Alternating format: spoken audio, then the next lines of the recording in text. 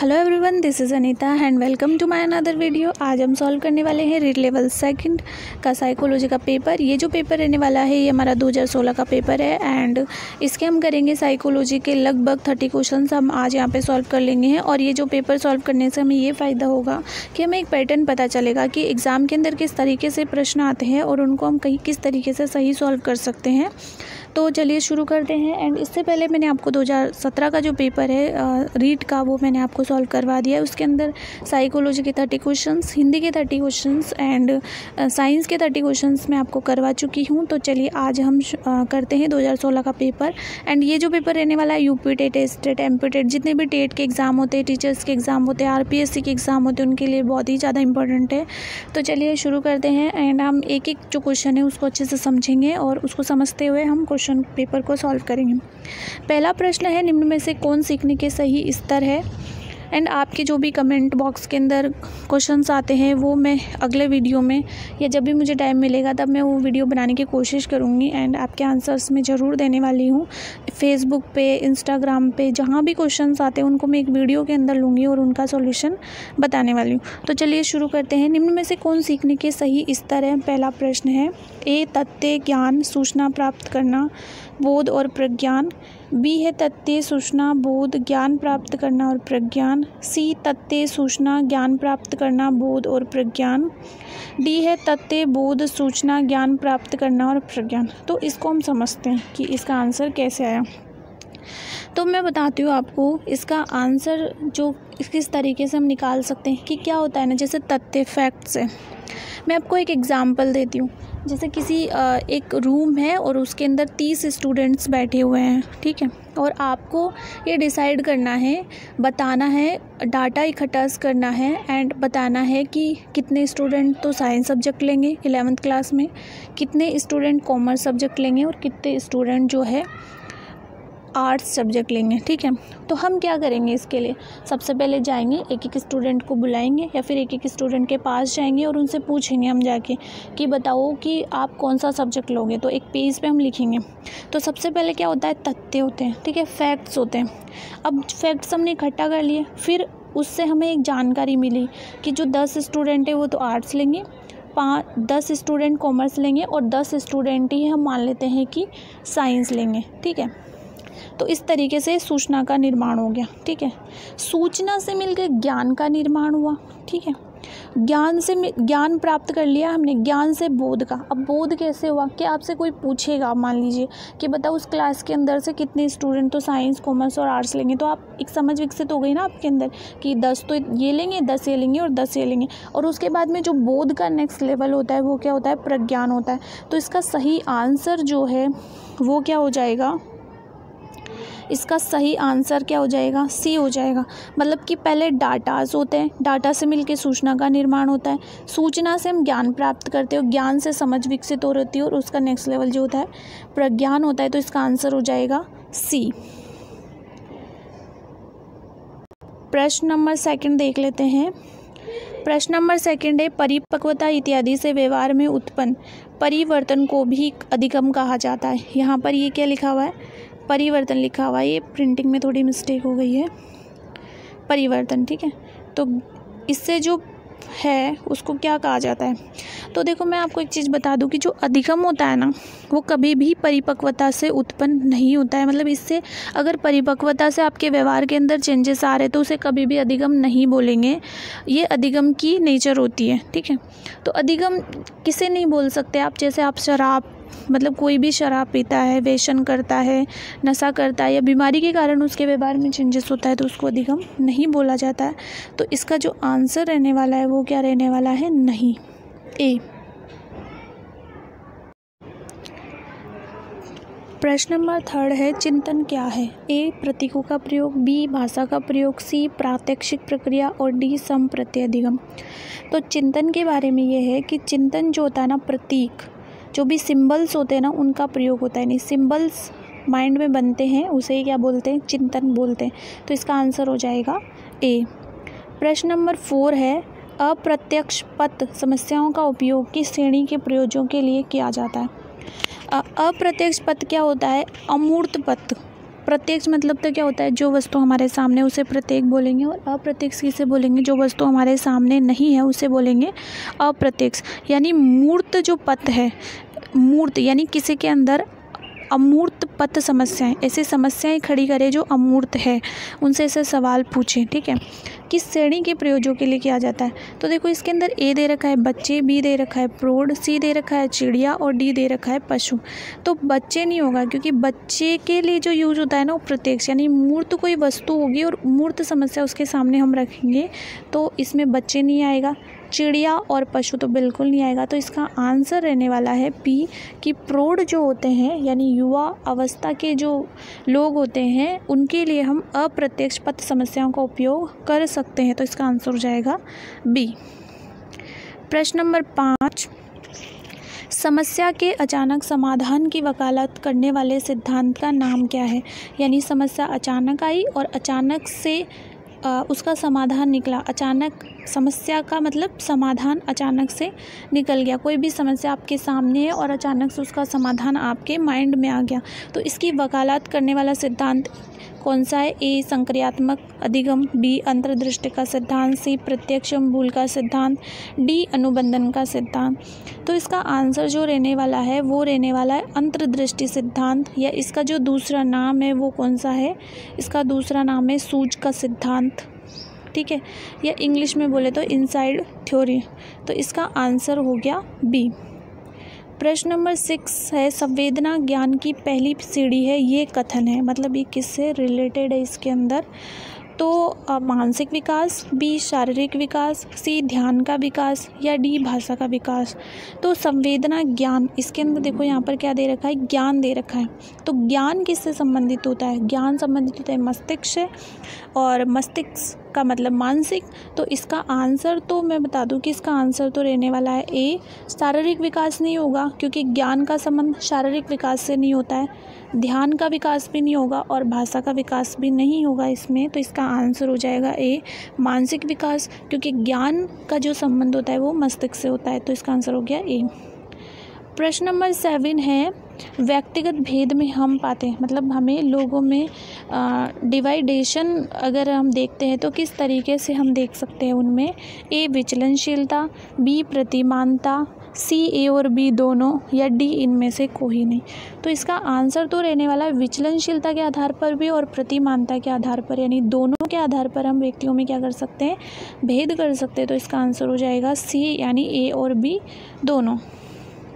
प्रश्न नंबर 8, प्रश्न नंबर 8 है, मैड्रिड के अध्ययन के आधार पर कहा जा सकता है कि सामान्य रूप से उन परिवार, ये क्या है यहाँ पे? परिवार है, उन परिवार के बालक होते हैं जो सामाजिक स्तर से ऊंचे होते हैं, मतलब जिनका सामाजिक स्तर क्या होता है? ऊंचा होता है, मतलब जो आर्थिक रूप से संपन्न है, जिनका सामाजिक स्तर ऊंचा है, उनके, इसने मैड्रिड ने जो है लगभग 1243 बच्चों पर इसने अध्ययन किया था, और इसने कितने चक्र बताए थे? लगभग 4 चक्र इसने बताए थे अपने अध्ययन के अंदर।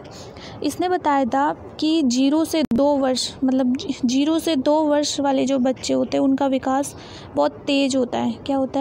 तेज होता है उनका विकास।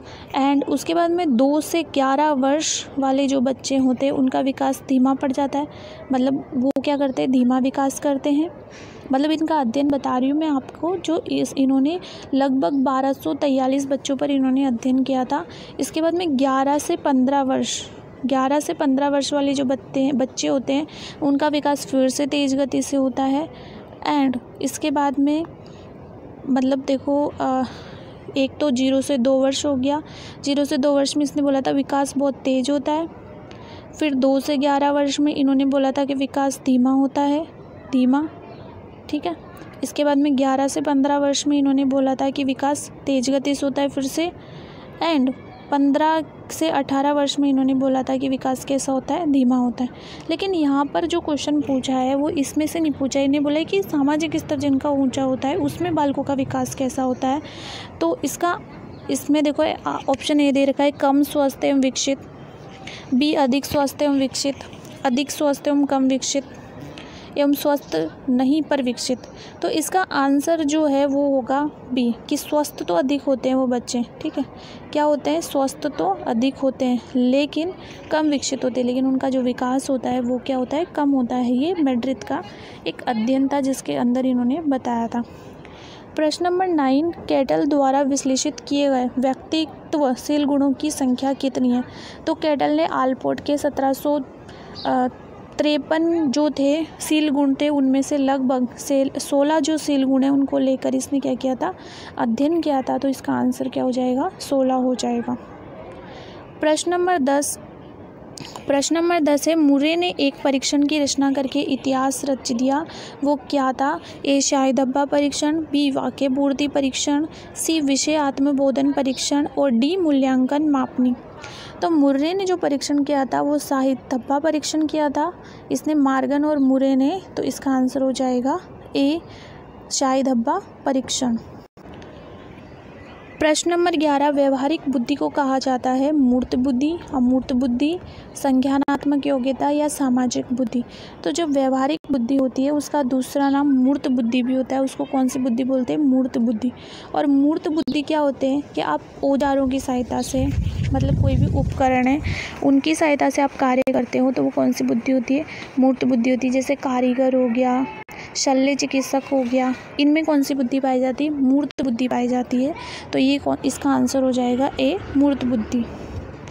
प्रश्न नंबर 12 है, बुद्धि के त्रिआयामी सिद्धांत के अनुसार बुद्धि के कारकों की संख्या है। तो त्रिआयामी जो मॉडल है उसके अनुसार सबसे पहले जो उन्होंने बताया था, मतलब स्टार्टिंग में, तो उसके अनुसार जो है आंसर तो इसका क्या हो जाएगा, डी हो जाएगा। मतलब उन्होंने स्टार्टिंग में जो बुद्धि के त्रिआयामी सिद्धांत है उसमें कितनी संख्या बताई थी, 120 इन्होंने क्या बताई थी, कारकों की संख्या बताई थी। तो इसका आंसर हो जाएगा डी। प्रश्न नंबर 13, परिवेश की वस्तु जिसे प्राणी प्राप्त करने का प्रयास करता है क्या कहलाता है। ए प्रबलन, बी प्रेरक, सी उद्दीपक या डी प्रलोभन। तो परिवेश की कोई वस्तु और जिसे प्राणी क्या कर रहा है, प्राप्त करने की कोशिश कर रहा है, तो वो उसके लिए क्या कहलाएगी, उद्दीपक कहलाएगी। उद्दीप्त कर रही है ना उसको, तो उसके लिए क्या कहलाएगी, उद्दीपक कहलाएगी। तो इसका आंसर हो जाएगा सी।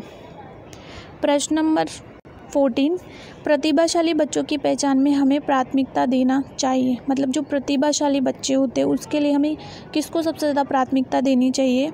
ए अभिभावकों के मत को देनी चाहिए, बी वस्तुनिष्ठ परीक्षणों के परिणाम को देनी चाहिए, सी शिक्षक के निर्णय को देनी चाहिए या डी समुदाय के विचारों को देनी चाहिए। तो देखो, प्रतिभाशाली बच्चों की हमें पहचान करनी है तो उसके लिए अभिभावक, तो अभिभावक के लिए तो हर बच्चा बहुत ही प्यारा होता है, तो वो तो बोलेगा भाई मेरा बच्चा तो प्रतिभाशाली है। पड़ोस में जाओगे बोलेगा मेरा बच्चा भी प्रतिभाशाली है, तो इसमें अभिभावक तो नहीं होगा। बी है वस्तुनिष्ठ परीक्षणों के परिणाम को देना चाहिए, इसको हम एक बार क्या करते हैं, होल्ड पे रखते हैं। सी शिक्षक के निर्णय को देना चाहिए, शिक्षक का निर्णय भी पार्शलिटी से भरा हुआ हो सकता है क्योंकि शिक्षक भी क्या करता है, बच्चों में भेद कर सकता है, तो उसको भी हम नहीं देंगे।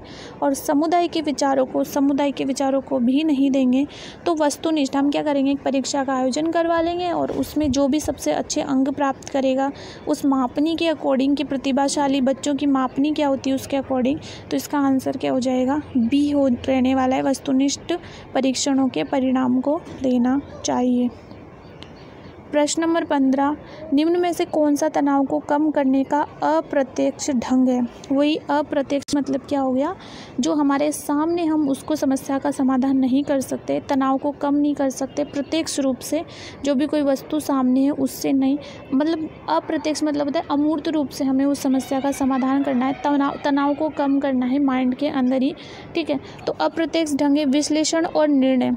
देखो, विश्लेषण और निर्णय लेते हैं तो उसके बाद में क्या करना पड़ता है, कार्य करना पड़ता है, तो ये तो प्रत्यक्ष हो गया। रुकावट को दूर करना है, जैसे आप रीट की प्रिपरेशन कर रहे हो एंड आपकी रुकावट आई है कि आपको मैथमेटिक्स सब्जेक्ट समझ में नहीं आ रहा है, तो आप क्या करोगे, उसके लिए कोई भी कोचिंग ज्वाइन करोगे। जैसे आपने अभिज्ञान कोचिंग ज्वाइन कर लिया, ठीक है, तो आपने रीट के लिए कोई कोचिंग ज्वाइन कर लिया, तो ठीक है, रुकावट दूर हो गई आपकी, आपने कोचिंग ज्वाइन, आपको मैथमेटिक्स समझ में आ गई, तो आप ये प्रत्यक्ष रूप से करोगे। दूसरे लक्ष्यों का प्रतिस्थापन, अब दूसरे लक्ष्यों का प्रतिस्थापन करोगे तो क्या माइंड में थोड़ा ना करोगे, मूर्त रूप से थोड़ा ना करोगे। जैसे मान लीजिए आपका IPS में सिलेक्शन नहीं हुआ तो आप क्या करोगे, RS के लिए प्रिपरेशन करोगे। RS में भी नहीं हुआ तो आप पटवारी के लिए प्रिपरेशन करोगे। तो इसमें तो क्या हो गया, ये प्रत्यक्ष रूप से आप उस तनाव को कम कर रहे हो, ठीक है। लेकिन उदातीकरण में क्या होता है, अप्रत्यक्ष रूप से तनाव को कम किया जाता है। तो इसका आंसर हो जाएगा डी। प्रश्न नंबर 16 है, निम्न में से कौन सी डिसलेक्सिया की विशेषता नहीं है। इसमें क्या बोला है, डिसलेक्सिया की विशेषता यहाँ पर कौन सी नहीं है। ए दे रखा है वाचन परिशुद्धता, गति बोध तथा बोध की समस्याएं। बी सीधे या उल्टे हाथ के प्रयोग के संबंध में निश्चय। सी लिखने की धीमी गति। और डी छपे हुए शब्दों को सीखने और याद करने की कठिनाइयाँ। तो डिसलेक्सिया क्या होता है ना, इसके अंदर बच्चा जो है वो अक्षरों में, शब्दों में क्या नहीं कर पाता, डिफरेंस नहीं कर पाता। जैसे बी डी, मुझे समझ ही नहीं आएगा कि इसमें से बी कौन सा है और डी कौन सा है, वो समझ लेगा ये बी है ये डी है। या फिर जैसे WM, उसको इन शब्दों में क्या होता है समझने में प्रॉब्लम होती। जैसे मतलब हो गया, ठीक है, तो क्या लिखेगा वो, मतबल लिख देगा, ठीक है, इस तरीके से। तो इस तरीके से उसको क्या होती है, इनमें समस्याएं होती है, बोलने में भी समस्या होती है और लिखने में भी उसको ऐसे समस्या होती है। तो वाचन परिशुद्धता, जब वो लिख नहीं पा रहा तो सीधी सी बात है कि उसको बोलने में भी दिक्कत आने वाली है। तो इसका ये तो सही है। सीधे या उल्टे हाथ के प्रयोग के संबंध में निश्चय, एक बार इसको होल्ड में रखते हैं। बी लिखने की धीमी गति अपने आप हो जाएगी, क्योंकि जब बच्चा लिखेगा, ठीक है, लिखेगा बच्चा तो क्या करेगा, वो उसको उल्टे सीधे का ज्ञान नहीं होगा तो अपने आप वो धीमा लिखेगा उसके अंदर। और छपे हुए शब्दों को सीखने और याद करने की कठिनाई, तो जो सब छपे हुए शब्द है उनको भी उसको याद करने में क्या होगी, कठिनाई होगी, क्योंकि उनको पहचान ही नहीं पा रहा है वो COD, तो याद कैसे करेगा। तो उल्टे सीधे हाथ का प्रयोग इसके अंदर आंसर हो जाएगा, क्योंकि इससे यहाँ पर कोई लेना देना नहीं है। आप उल्टे हाथ से भी बहुत अच्छा, जो उल्टे हाथ का यूज़ करते हो बहुत अच्छा लिखते हैं, ठीक है। सीधे हाथ वाले भी बहुत अच्छा लिखते हैं, या फिर कई सीधे हाथ वाले भी बहुत गंदा लिखते हैं और उल्टे हाथ वाले बहुत सीधा लिखते हैं, या फिर उसको ज्ञान नहीं, प्रयोग के संबंध में निश्चय नहीं है, तो ऐसा इसके अंदर नहीं होगा। तो ये बी इसका आंसर हो जाएगा यहाँ पे। प्रश्न नंबर 17 है, सशक्त अभिप्रेरणा सीखने का प्रभावशाली घटक है। सशक्त मतलब होता है पावरफुल मोटिवेशन, कि आपको बहुत भयंकर वाला मोटिवेशन दिया है किसी ने, तो प्रभावशाली घटक है यहाँ पर। मतलब सीखने का कौन सा प्रभावशाली घटक है यहाँ पे, मतलब प्रभावशाली मोटिवेशन आपको दे दिया। मान लीजिए आपने संदीप माहेश्वरी या अभिनव बिंद्रा का कोई वीडियो देख लिया, तो उसके बाद क्या होगा ये बोल रहा है ये, इससे बालक स्वस्थ रहता है। क्या आपने मान लीजिए संदीप माहेश्वरी का वीडियो देख लिया तो क्या आप स्वस्थ हो जाएंगे, कि उससे आपको कोई बीमारी है, तो इसमें ये तो कट ही जाएगा। बी ये ध्यान करता है। ध्यान क्यों करेगा मोटिवेशन के बाद में, ये प्रसन्न रहता है, ये शीघ्र सीखता है। तो जब आपको कोई मोटिवेशन मिल रहा है, कि जैसे आपने देख लिया संदीप माहेश्वरी का वीडियो कि कैसे पढ़े, मतलब स्टडी कैसे करें, ठीक है, तो उसके बाद में आप सीखोगे शीघ्र ना, तो इसका आंसर हो जाएगा सी, कि इससे बच्चा क्या होता है, शीघ्र सीखता है अगर आपको पावरफुल मोटिवेशन मिलती है तो। प्रश्न नंबर 18 है, हस्तशिल्प की शिक्षा दी जानी चाहिए। तो हस्तशिल्प की जो शिक्षा है इसकी शुरुआत, बेसिक शिक्षा गांधी जी ने शुरुआत की थी इसकी। तो ए मंदबुद्धि बालक, बी पिछड़े बालक, सी सामान्य बालक और डी प्रखर बुद्धि के बालक। तो देखो इसके अंदर क्या होता है ना, जो मंद बुद्धि वाले बालक होते हैं उनको हस्तशिल्प की शिक्षा दी जाती है, ताकि वो अपना गुजर बसर कर सके, कुछ कमा सके, अपने पैरों पे खड़े हो सके। तो क्योंकि मंद बुद्धि जो बालक होते हैं वो पढ़ने में वीक होते हैं, तो उनके लिए ये शिक्षा दी जाती है। प्रश्न नंबर 19 है, छात्रों में चोरी करने की आदत को कैसे दूर किया जा सकता है। बालकों को, मतलब कोई बच्चा है, छात्र है बहुत सारे, या फिर मतलब छात्रों दे रखा है, यहाँ पर बहुवचन दे रखा है, तो चोरी करने की आदत को कैसे दूर किया जा सकता है। बालकों को परितोषित देकर, आप उनको पुरस्कार देंगे, उदाहरण देकर, ताड़ना देकर और सज़ा देकर। किसी बच्चे ने चोरी करी तो आप उसे सज़ा नहीं दे सकते हैं, ताड़ना मतलब उसको गाली गलौज या फिर कुछ ताड़ नहीं सकते हैं, वो भी नहीं कर सकते। बालकों को परितोषित यानी पुरस्कार भी नहीं दे सकते। उदाहरण पे इसको एग्जाम्पल दोगे कि ये महापुरुष है, या फिर चोरी करना बुरी बात क्यों होती है, कोई कहानी सुना सकते हो, कोई किसी अच्छे इंसान का एग्जाम्पल दे सकते हो जिसने चोरी करी हो और फिर उसको उसके साथ मतलब कुछ बुरा हुआ हो, और फिर या फिर बुरा भी नहीं हुआ तो उसको एक मोटिवेशन के रूप में आप एक कहानी सुना सकते हो। तो इसका आंसर क्या हो जाएगा, बी उदाहरण देकर। प्रश्न नंबर 20 है, अनुसंधान जो सामाजिक समस्या से संबंधित होता है तथा विद्यालय की जनशक्ति के द्वारा विद्यालय में क्रियाकलापों के सुधार हेतु संचालित किया जाता है कहलाता है। तो विद्यालय के अंदर और विद्यालय की समस्याओं के समाधान के लिए जो अनुसंधान होता है, ए दे रखा है मौलिक अनुसंधान, बी दे रखा है क्रियात्मक अनुसंधान, सी दे रखा है सामाजिक अनुसंधान और डी दे रखा है इनमें से कोई नहीं। तो विद्यालय के अंदर जो अनुसंधान होता है वो कौन सा होता है? क्रियात्मक अनुसंधान। तो बस आज हम 20 को प्रश्न ही करते हैं एंड आगे के जो इसके 10 प्रश्न रहने वाले हैं वो, इसके अलावा जो भी व्हाट्सअप, इंस्टाग्राम एंड फेसबुक पे जो भी क्वेश्चंस आए हुए हैं वो मैं अगले वीडियो के अंदर लेने वाली हूँ। और एक बहुत ही इंटरेस्टिंग टॉपिक पे हम बात करने वाले हैं। तो चलिए बस, एंड आज के लिए इतना ही काफ़ी है। एंड अगर आपको वीडियो अच्छा लगा हो तो लाइक कीजिए, शेयर कीजिए एंड कमेंट कीजिए ताकि मुझे मोटिवेशन मिले। तो हम एम करते हैं इस बार 20 लाइक्स का, एंड 20 लाइक्स आ जाने चाहिए guys. Thank you so much.